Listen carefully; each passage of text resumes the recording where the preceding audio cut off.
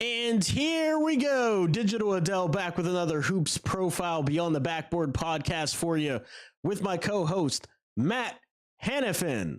How you doing today, Matt? I'm doing good, man. I'm doing good. It's the middle of December, 8 days left until Christmas at the time we're recording this. It's probably closer, if not already Christmas by the time you may be listening to this. So if there is still time before Christmas, get your shopping done. I'm just gonna say that, get your shopping done as quickly as possible. Christmas is right around the corner. The new year is right around the corner. But we're in the thick of basketball, man. I'm doing well. How about yourself? Oh, I'm doing outstanding. Like you said, right in the thick of basketball. We are having the penultimate episode of the Rookies Only segment for the 2024 NBA draft class. The Utah Jazz, who are on deck. And we play jazz around here. Everybody knows we fly by the seat of our pants. Nothing is really scripted around here. And we give our unfiltered opinions on these prospects, which I think the people like. And I think that's why they, kind of keep coming back. So really excited to talk about this group because they have 3 picks. In a lot of our analysis and live shows, we've only been able to talk about like 1 pick here, 2 pick there. Maybe they have some undrafted guys that were really successful, but there's 3 for the Utah Jazz. Now, there's a caveat to that. That caveat is those 3 picks have not been very good in 2024. There's some hope for one of them that we're going to talk about. But let's start with the unlikely story of one Kyle Filipkowski. This guy on the court has limitations like a negative wingspan, isn't very sturdy on the inside, isn't going to give you rim protection, that sort of thing. But he had some unusual draft night stories swirling that caused not only his stock to drop, but some eyebrows to raise. What are your thoughts on one Kyle Filipkowski? Yeah, especially with the team that drafted him. Everything comes full circle. It's funny how things work out. I'm not going to get any more of like into the draft night stuff. Y'all can look that up on your own time. If I wish you well. In terms of what we've seen on the court from him, like just from an NBA perspective, just a couple of the things that I have liked from him. To me, like I think the playmaking has been something that, like, in the limited minutes that we've seen him, again, preface by saying all of these guys have either gotten limited minutes or, like, in Cody Williams, we'll talk about him later, he's gotten minutes in the G League. Like, none of these guys have gotten like serious run. Filipowski's the one who's gotten the most run of the 3 players. And so, like, in the limited minutes that I have seen from him, the playmaking is something that I have liked. Like, there's also been some stuff where, I mean, I know he started out hot early in the season. Like, I've seen some stuff like where he was like shooting like 70% or something at the rim for a while. That's come down a little bit. He's around like I want to say it was like 62 or 63 when I last looked at it. Like it's come down a little bit, but he's still like done a solid job finishing around the rim. Like, he's had some pretty strong finishes. To me, it feels like he's finishing through contact better than he was when he was at Duke. Maybe that's it, small sample galore. Like, maybe that comes down over an extended period of time. But those are a couple of things that I have. Like, I still have questions about his shooting. Like, his free throw shooting fell off a cliff from his freshman to his sophomore season. I'm at Duke, and it hasn't gotten any better at the NBA. He's shooting 59% from the free throw line at the time we're recording this. Like, he's shooting, barely 30% from deep. Most of that has come in the corner. I know his corner 3-point shooting has been better than his above the break 3-point shooting, but it still hasn't really been that good just as a whole. Again, just the rebounding, the physicality, like the negative wingspan that you mentioned, like there's just questions that I have with him because I don't know how much he's going to hold up defensively. Like, I still feel like he's like a tweener 4-5 in the sense that, like, I think he's too big to guard 4s, but too small to guard 5s. Maybe that makes sense. No, it does. It does. He has that's a kind weird of where fit. I've seen him this entire time. and I still think that's the case. Like I'm still not super high on his defense. No, I mean you have every right to have that point of view because that was part of the analysis coming out. Coming into draft night, he was much higher on people's big boards. I remember when we were doing a lot of contributing to the 5 Reasons Sports Network for the Miami Heat coverage, his name was being bandied about for possibly the Miami Heat or for teams in that range, 15 to 18. I was all out on him from the beginning. In regards to his negative wingspan, his limited explosive vertical, he doesn't, it's not explosive, I guess, is the better way to put it. Yeah, he's not explosive. Not explosive. His defensive limitations, his lack of physicality in the paint. But there were things I liked. I liked his ability to facilitate. I liked the fact that he could handle a little bit for his size, relative to his size. Mm-hmm. And he had a little bit of a nice touch on his J. Now, that being said, it wasn't good enough. And that's why I had him going 33rd overall on my big board. And to your point, he's shooting this season 66% from, 2-point percentage, right? Mm-hmm. But he's shooting 30% from 3 and 58% from the free throw line. It's not good. In case you're wondering, you want to scout these guys, those metrics and measurables, those numbers, those statistics, they're not good. He's played 18 games. He's played 17 games, about 18 minutes per game. So they are getting some cardio out of him, but the Jazz are in full tank mode, baby. They are all in on this 2025 class and 2026.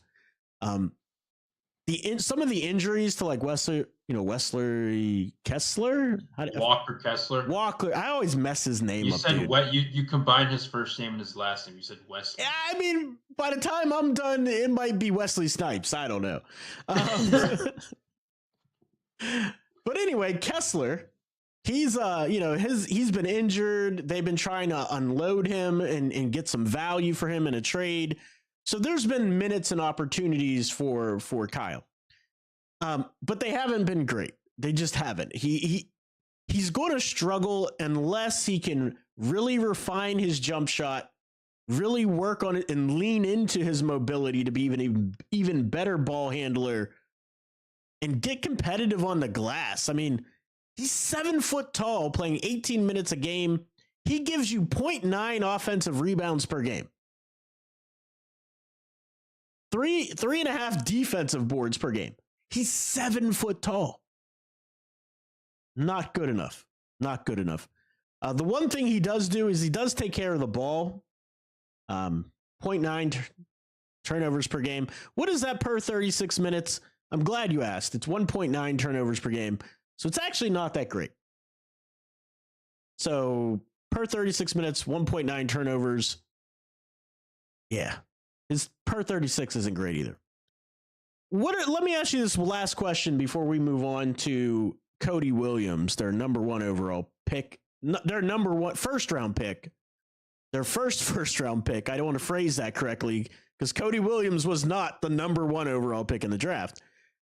Cody was actually number 10. But let me ask you, where do you see his ceiling in the NBA? What's the best you can expect from a Kyle Filipkowski in his career? I just think a rotation level big. A backup, like, a starter? I think a backup. Okay. Again, because it's like the shooting hasn't improved in 3 years. Right. How am I supposed to trust, like, considering he's not physical? Nope. He's not good defensively. Right. The playmaking, again, that was one thing that I have liked, to your point, like I think his mobility, his ability to handle in space, like that, at least relative to his size and position, like those are things that I like. But he's not physical, he's not good defensively, and he can't shoot. Right. And he can't rebound. Is that at good? least at a high enough level to where like you want him to for given his size and whatnot. Like Right. obviously there's plenty of room for all of these guys to improve, over the next 2, 3, 4, 5 years. But like those are some glaring weaknesses, and they haven't really improved in 3 years. Right. Especially the shooting. Again, the shooting's fallen off the cliff. He was a 75% free throw shooter, I think, albeit on a little bit of a smaller sample. Um, his freshman year at Duke. Right. That went down to that dropped like 10 percentage points or something crazy like that from his freshman year to his sophomore year. And now it's down to 59%. Like until I see that go up, until I see some of these weaknesses, like I don't I just think his ceiling's a rotation level big for now. Like as like I a backup big. I agree. He feels like a Myers Leonard. Like that's what he feels like to me. A Myers Leonard that can't shoot. Myers could shoot. Hold on. I'm not finished with my statement. I agree. Myers could shoot, but in the vein that Myers was a journeyman, he had athletic limitations. He wasn't really going to give you much as a rotational big other than the shooting. So Kyle's going to give you the facilitating, a little bit of a hub on a second unit maybe, but that's really what I see his ceiling to be. Now, he could get better. He could put in the work and change all of this because you can never measure the heart of a player, but you can look at the history. You can look at what they've done in college and the previous time they've put in and the work they've put in. And I just don't see it. So rotational big, I'm on board with that. The poll question of the stream is Kyle Filipkowski bigger draft night story? His fall in the draft or his off the court drama? Bigger story. It's got to be the latter, right? It's 'Cause got to latter, I be the think, off the court. contributed It's got It's got to be. it's 'Cause got to be the one off the played court. into the other. Maybe it played into it a little bit. I just don't see 29 teams. right for 29 other teams. Yeah, I just don't see. I didn't think the league was going to be that high on him anyway for his play. So the off the court stuff just kind of sealed the deal and was like, yeah, you know what, we'll pass. Well, again, I'm not going to get into the nitty gritty details of it, but wasn't part of it like he just wasn't interviewing well? Yes, absolutely. So I think that could also play a part in all of it too. It definitely does. Let's get to their first round pick, number 10 overall, Cody Williams. He's got lineage. He's got traits. He's got a brother that looks eerily similar to him and plays in the league. They're very structurally the same in terms of like being mechanical, but man, can his brother shoot. Cody can shoot a little bit, not like that. He really hasn't had many minutes in the league, so we're going to have to go off our draft prep and what we've seen in Summer League or G League. What are your thoughts on Cody Williams? He was so raw. Like whenever I would watch Colorado last year, I was always more enamored with a guy like Tristan DeSille, or like even like KJ. That guy's Simpson, good. like a second round prospect. Like those are guys that I was more enamored by. Like, and you knew just based on how he was physically, like just he's 6'6", 6'7", 175 or whatever it was. Like he was a thin guy. You knew he was gonna have to bulk up. You knew he was like just watching him on the floor. Like he shot okay from three. It was a very limited sample. He was fine around the rim. Like okay rebounder, but there was just a whole lot of like, okay, you need to go back to college for another year, or you're going to be drafted and you're just going to be in the G League, or you're going to be part of a developmental process that's going to take a while for you to get consistent minutes on the floor because you have to check A, B, C, and D. Right. And that's kind of where he's at right now. Like he's not. I haven't watched him in the G League yet. Like I watch him obviously with the Skyforce and everything. I watch a ton of that. I haven't been able to watch him specifically, but you look at the numbers, like 13 points per game. He's only shooting 32% from the floor. 23 from deep, 68 from the free throw line, 4.4 rebounds, 1.3 steals in 29 minutes. Like, he's not filling up the stat sheet yet. Again, I can only take that with a grain of salt, just considering, like, I don't know what, what they want to develop from him as a rookie. But that's kind of the route that he's on right now. Is just like, all right, we're going to draft you because, you have the length, athletic, like whatever trait you think you have, like, and we're just trying to build you up. We're trying to get you stronger. We're trying to improve, again, A, B, C, and D. And that's just kind of where they're at with him. And so, like, I think he's still so incredibly raw. Like, it's hard for me to make like a firm conclusion on like what he is as a player right now. Because even when I watched him at Colorado, I was like, all right, like, what is he as a player? Because Right. it's just raw. He That's really was what it is. incredibly raw. And as you said, 6'7", 180 pounds. To be 180 pounds and be 6'7", you are small, dude. You are slender. Like, he really needs to get in the weight room. He's going to have to really develop that NBA body. But he has the tools. He's got long arms, big hands, broad shoulders. So he can fill out. So that's one of the things the scouts were going to look at. And for me, he's exactly like his brother in terms of being a 3-and-D guy to start. Like, that's his path. His path is he's going to have to be a 3-and-D guy. He's going to have to play good defense, be disruptive, be in the passing lanes. He's going to have to knock down shots. Now, unfortunately for him, he's played 16 games this season. Now, I want to clarify. He's only played 18 minutes. So most of his time is in the G League. But here are his numbers when he did play. 26.9% from the field. 18.9 from three on 2.5 attempts. His free throw percentage is 60%. He's given you 1.2 assists and 2.3 rebounds. Almost the same as Cal Filipkowski. But I want to ask you this. What do you think his effective field goal percentage is? It's probably like in the 30s? 32.1. Is that It's good? not great. No? It's not great, Bob. Not great, Bob. That's right. Not great. That's a rough go of it. So far, I haven't been very impressed with the Utah Jazz's draft, to be honest with you. Cal Filipkowski, Cody Williams, they're going to have to do something to get some real firepower. I mean, Keontae George would have to take a leap if he's going to be your number one option for this team going forward. That's why I think they're just tanking it for the 2025, 2026 draft classes, because there is some franchise-changing talent in those drafts. But I digress. There's one more guy to talk about. Now, we're only 18 minutes in. Like, this is going to be the shortest live stream. Prospect eval ever. Right.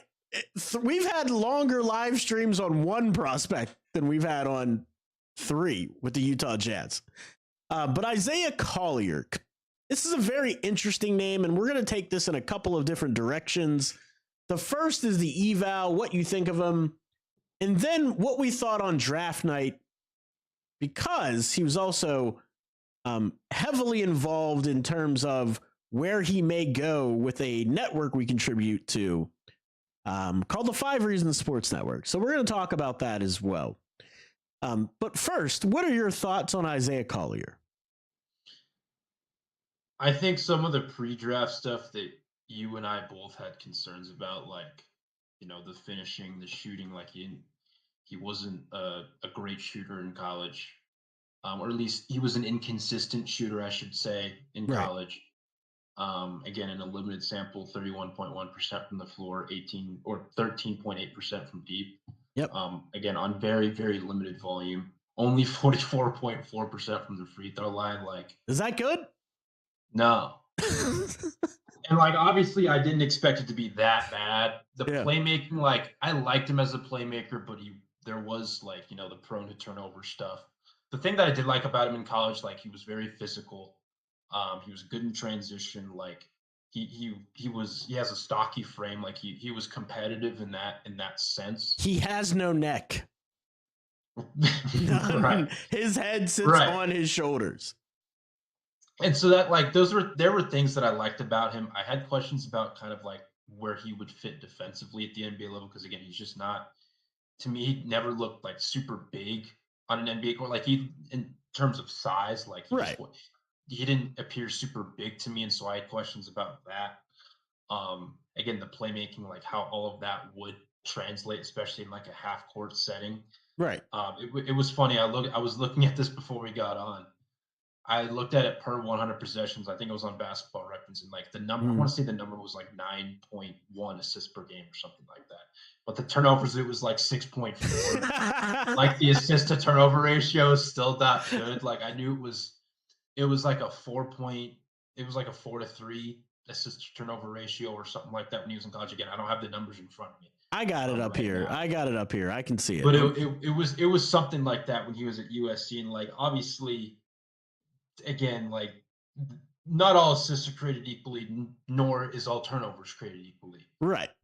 But at the same time, like you still do have questions about that, right? If like you're bringing a guy in, yeah. Like, to be maybe not future point guard, but one of your guards, one of your young guards, like you still have inherent questions about that. And I guess like I thought he dropped a little bit too far on draft night. Oh, did you? But at the same time, like it hasn't worked out so far. So it's not. Again, we're only 18 games, or at least 18 games into his career. I don't know how many games the Jazz have played. Let's say like roughly 20 to 25 games. Like, yeah, we're still working with a pretty small sample here, but at the same time, like it hasn't really worked out yet. I wonder once the deadline comes if they do ship like a Colin Sexton or Jordan Clarkson or whatever, like if he's going to get more consistent run, he's going to capitalize on those minutes. I don't know. The same can be asked about any of these three guys, especially Collier and Filipowski. Right. Because I know Filipowski is also behind John Collins. Cody Williams, like I don't know how much he's going to play at the NBA level in general throughout this season, just because of how raw he is. But all of these guys are like they're a consolidation seller, or if that's even like a term, they're just going to be selling off pieces come February. For sure. Yeah, Collins is going to be gone. Kessler's going to be gone. Right. Clarkson probably is gone. But here's my thing. You're absolutely right, man. I mean, his assist to turnover ratio is Scoot Henderson level bad, man. It's bad. And so the college eval I had on him, it really perplexed me that people were like, he's so explosive. And I'm like, are we watching the same film? Like he's strong, but he's not explosive. He wasn't like hammering on everybody's head, and he wasn't like dominating above the rim. That wasn't his game. He's physical. He's got a little burst to him, but he's not super quick that you can't keep him out of the lane. That was one of his struggles, especially early on in the college season. He couldn't figure out how to get in a lane without just running through people. And his jump shot's not really anything to write home about. Like, I was never super thrilled about his jump shot, but he does have potential. He doesn't have terrible form. He has terrible metrics this season, but he doesn't have terrible form. So there's things he could work on. He could learn. They really need to get a veteran point guard to work with him. They really need to add a veteran point guard to that roster, but that's a roster construction GM topic. But him as a prospect, it's just, you know what they're like? You know what the Utah Jazz draft class is like? It's like you have Frosted Flakes cereal as a brand. We're not sponsored by Frosted Flakes, but you go to like Aldi and like you get these sugared flakes. Oh, They don't taste the same. No, They they don't don't. look they don't look quite right. But if you're hungry enough, you'll eat them. They're there. You'll eat them if you're hungry enough. And that's what this draft class is like. They're the off-brand of the NBA. They're like, we got a couple of we got 3 prospects. They'll give us some cardio for the night. Maybe they'll turn into something. Deals. Like, yeah. I mean, again, I was probably higher on Collier than you were, but again, I definitely was not. Been justified. Yeah, like, I was not. I had him as like a 11 through 20. Now, on my big board, in fairness, on my big board, I had him 19th, even though he slid really far on actual draft night. I want to contextualize that, though. In front of him, I had Tyler Kolek, who went in the second round, who I'm still super high on, even though he hasn't playing a lot because Jalen Brunson is in New York. But below him, I had Rob Dillingham, and everybody killed me for that. Adel, how could you have Rob Dillingham 20th overall? What are you talking about? Well, he's historically small. I mean, he is historically small. And that's come to fruition this NBA season. There's potential with Dillingham. He has potential. He's just historically small. He's going to have to figure the game out. He may or may not. Isaiah Collier does not have the quick twitch that Rob Dillingham has. Mm-mm. But he's got physicality, and that's why I had him above Rob Dillingham. Johnny Furphy, Nikola Diricic, Pacome Diet, Ulrich Chomsky, Jacoby Walter, Deron Holmes, Tyler Smith. You see what I mean? That's why I had Collier at 19. Because there wasn't really much. Now, I had Zach Edey low. I had Kelly Ware 31st, Zach Edey 32nd. I didn't know you had Edey that low. Oh, I'm so low on Edey, dude. Well, you and I have had plenty of conversations on here, everywhere else about Edey. Yeah. I know I had a lot of jokes pre-draft that would have really came back to bite me in the butt if Memphis wasn't Memphis. Right. That's but funny. I didn't know you had him 32. I had him 32. I think you and I were on the same wavelength with Dillingham, with Edey. Yeah. To some extent with Ware. Yeah. So I understand that, but I didn't know you had him all the way at 32. I mean, again, it makes sense. When you say it out loud. when you actually take a step back and say it out loud, it makes a little sense. Let me ask you a question, because we contribute to the 5 Reasons Sports Network. This isn't a Miami Heat podcast. We keep that stuff separate. But I want to talk to you about that draft night. If the Miami Heat would have selected Isaiah Collier, Summer League would have came and went, the regular season would have came and went, would he be playing for the Miami Heat right now? No. Well, people have this notion with Eric Spoelstra that like he just never plays rookies. No, he'll play rookies if they're ready. Correct. Absolutely. Like, Tyler Hero was getting minutes as a rookie, even though he was a freshman, 19 or whatever, because he was ready. Yes. Because they thought he provided some. I mean, obviously not a completely different context, but like they had room in the backcourt. Right. He was obviously, I think, better than he was better than advertised, coming out of Kentucky. Like he was more, I think, NBA ready than people perceived him to be initially, I guess is what I'm trying to say. He was ready. Hey, Ghost. Jaime Jaquez was ready. Yes. Hey, Ghost, I Jokic appreciate you. Wasn't quite ready. Bam Adebayo, even though he was playing, he was kind of miscast in his role at Kentucky. And again, different situation because he's entering a situation where he's playing behind Hassan Whiteside, who at the time was, considered one of the better centers in the league. He still wasn't quite ready. Like he had the athletic tools. They wanted to expand part of his game. They wanted to add more to his play as time went on. He wasn't quite ready. Khalil Ware, sorry for Heat fans watching, not quite ready. And so like there's always this notion that like, yeah, he just hates rookies and he's never gonna like. No, if you're like ready to contribute in an NBA rotation, regardless of what position you play in, like I know he's had some, like again the history with the bigs. I think it's hard to develop bigs in some of these other positions, Right. but that's a discussion for another day. Just he won't play you if you're ready. I don't think Isaiah Collier's ready. Like Nope. right now, I don't. I agree with you genuinely 100%. I agree with you 100%. And he'll play like he played Pelle Larson. He's a second round pick. Right. Because he's ready. He's playing Larson. Like Right. he's playing Kendrick Nunn. Right. Yeah, Kendrick. I know technically wasn't a rookie because he, spent the previous season with Santa Cruz. And it was a different roster construction where like they needed that scoring.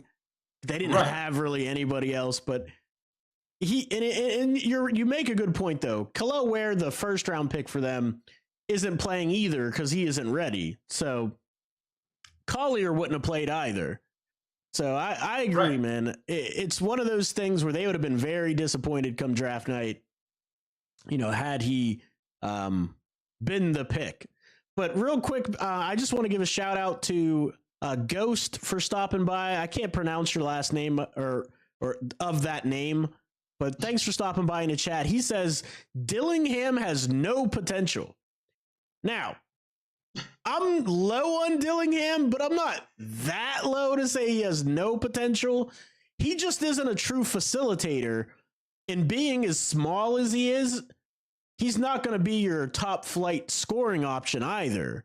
Like, you have exceptions. Like, I can't remember exactly how tall Lou Williams was, but he was just an unbelievable shot maker, creating space.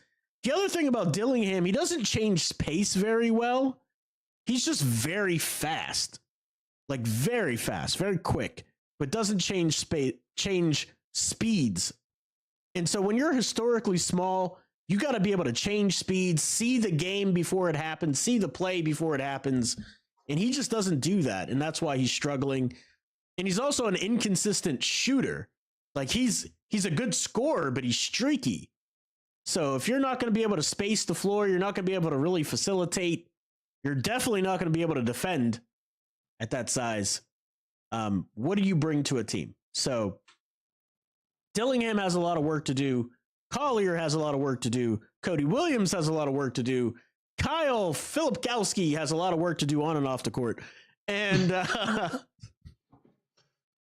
that's where we're going to leave it. But I want to give a big shout out to our most recent subscribers. Terrion Davis, I really appreciate you. Thanks for subscribing. Hoodie Davis. I mean, are you brothers or is it Davies? Maybe I'm pronouncing that incorrectly. I really appreciate your subscription and you watching the content and liking the content. Guys, since you're here, don't forget to like and subscribe. You can become a channel member for only $2.99 a month. What that does, it gives you access to our basketball breakdowns. The one coming out tomorrow at 3:30 p.m. you are not going to want to miss. Kasparas No, that's not right. Kasparas Yakachonis. I was right. Yakachonis. I was getting there. This kid is the real deal, man. The real freaking deal. The 2025 draft class as a whole is going to be outstanding. We are going to get out of here. Don't forget to like and subscribe. Before I do, Matt, where can they find you, follow you, and get more of your work? At MPH_824_. That's where you can find me at. On Twitter, you can find me writing for hothoops.com, vendettasportsmedia.com, mountainwestconnection.com, as well as contributing to watchplayback.tv/5RSN, where Adel, myself, and plenty of others from the 5 Regions Sports Network talk about the Miami Heat, watch the Miami Heat, no matter how much they make us cry, laugh. Why'd you have to bring that up, man? That gut punch from last night. It was a gut punch. It sucks. It really does. But, I mean, hey, listen, man, they're playing their best basketball this season, regardless of last night's loss, even though we're still very, very early into the season. Absolutely.